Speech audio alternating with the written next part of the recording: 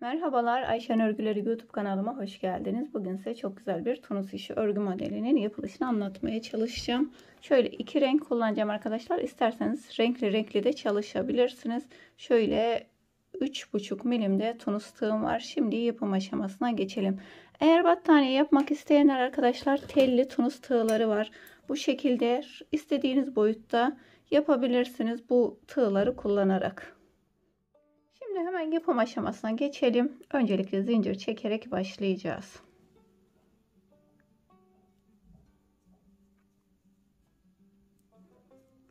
Modelimiz 4 katlarından oluşturup bir tane de fazla ilmek ekliyoruz arkadaşlar. Zincirinizi neye yapacaksanız ona göre çekip 10 santimde fazla zincir çekin. Sonra fazla gelirse kesersiniz. Bu kadar zincir benim için yeterli. Hemen şöyle ilmeklerimi çıkarmaya başlıyorum.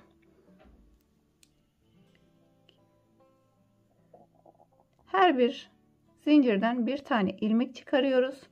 Bir tane de fazla ilmek çıkaracağız. 4 katlarından oluşturup artı 1 ekliyoruz. Bu şekilde ilmeklerimizi çıkararak sıra sonuna kadar gelelim. Şöyle ilmeklerimi 4 katlarından oluşturdum. Bir tane de burada fazla ilmeğimiz var. 4 artı 1. Şimdi bunları 2 kapatıyoruz. Şöyle 2 tanesini beraber kapattım. Sonra yine şu kapatma ilmeğiyle bir sonraki ilmeği beraber kapatıyoruz ip alarak.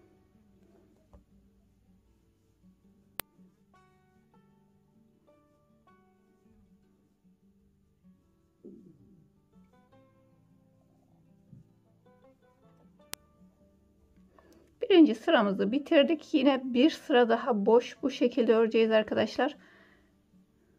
Eğer eliniz sıkıysa, benim tunus işlerim sert oluyor diyorsanız arkadaşlar, elinizin kullandığınız tığın 2-3 numara büyüğünü kullanın. Eliniz çok sıkıysa, bol yapamıyorsanız. Bu battaniye böyle yumuşacık güzel bir battaniye oluyor bebe yünüyle.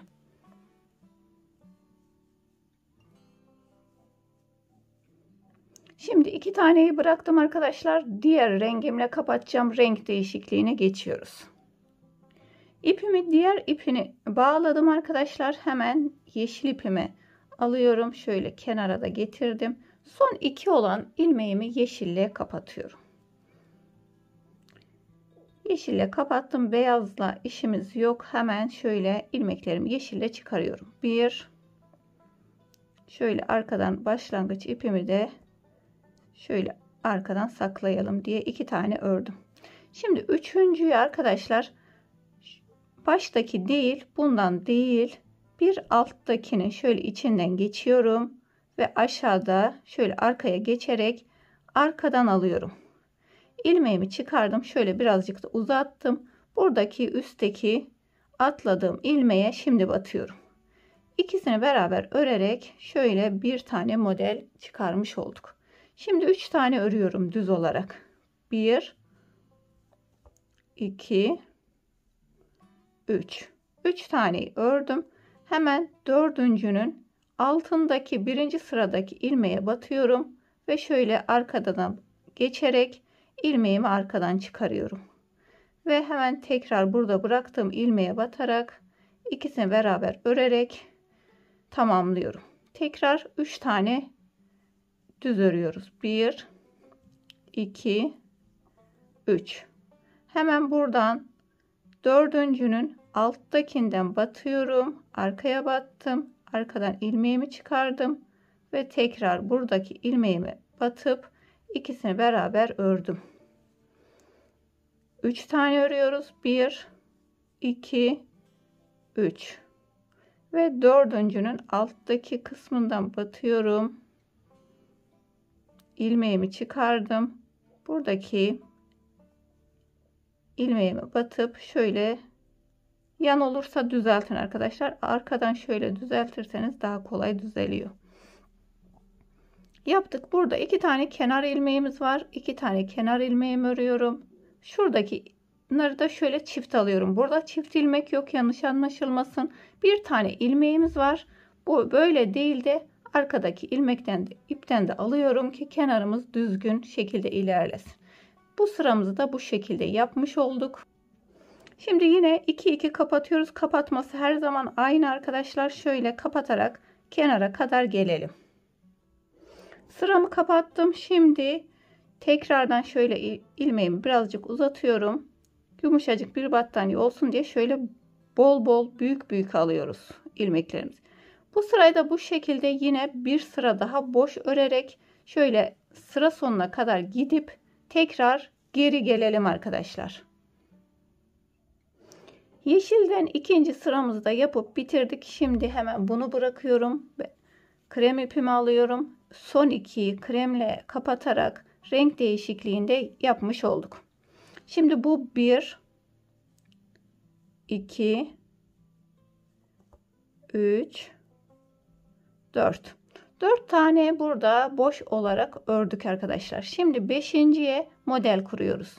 Yine şöyle 5.'nin alttaki ilmekten ama birinci ördüğümüz sıranın ilmeğinden batıyorum. Hemen arkadan ipimi aldım ve üstteki ilmeğe batarak şöyle ikisini beraber kapattım. Yine 3 tane örüyoruz. Sadece kenarlarda 4 tane örüyoruz bu sırada. 1, 2, 3. Aralarda her zaman 3 tane öreceğiz modelimizi. Şimdi yine alttaki ilmekten batıyorum arkaya. İlmeğimi çıkardım ve yukarıdaki ilmeğe de batarak ikisini beraber ördüm. 1, 2, 3. Şöyle alttakine batıyorum. İlmeğimi çıkardım. İkisini beraber ördüm. Burada 4 tane kenar ilmeğimiz var. 1, 2, 3, kenar 4. Şöyle bir modelimiz olmuş oldu arkadaşlar. Şimdi bunları 2 kapatıyoruz. Yine kapatmasını aynı şekilde yaparak başa kadar gelelim. Sıramı başa kadar kapattım. Şimdi burada yine bir sıra daha boş örüyoruz.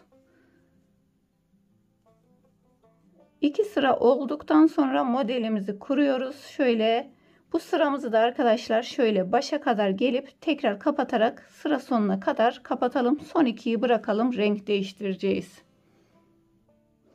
Şöyle sonuna kadar geldim. Son 2 ilmeğimi bıraktım. Hemen yeşille bunları değiştiriyorum. Yeşille kapattık. Şimdi birinci sıranın tekrarını yapıyoruz biz yeşil olarak. Hemen şöyle 2 tane buradan örüyoruz. 2 tane ile başlıyoruz bu sırada. Şimdi aşağıdan şöyle buradan batıyorum. Arkadan ilmeğimi çıkardım. Ve hemen üstteki ilmeğe batarak ikisini beraber kapattım. Yine arada 3 tane örüyoruz. 1, 2, 3. Yine aşağıdaki ilmekten batıyorum. İlmeğimi aldım ve hemen buradaki sıradaki ilmeğe battım.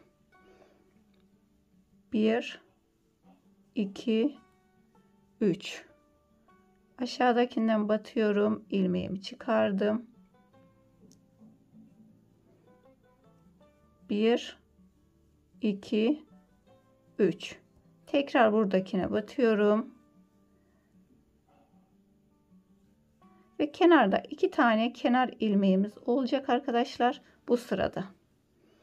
Şöyle kenar ilmeklerimi de örüyorum ve bu sondakini şöyle arkadaki iplerden de alarak şu kenarını gördüğünüz gibi başak gibi yukarı çıkmasını sağlıyoruz. Modelimiz bu şekilde arkadaşlar. Ben şöyle büyük bir parçada yapayım. Son bölümde görüşmek üzere diyelim. Arkadaşlar ben şöyle büyük bir parçada yapıp tamamladım. Bundan çok güzel battaniye yapabilirsiniz. Çok güzel bebek yeleği olur. Çok güzel büyük böyle uzun dizüstü hırkalar yapabilirsiniz.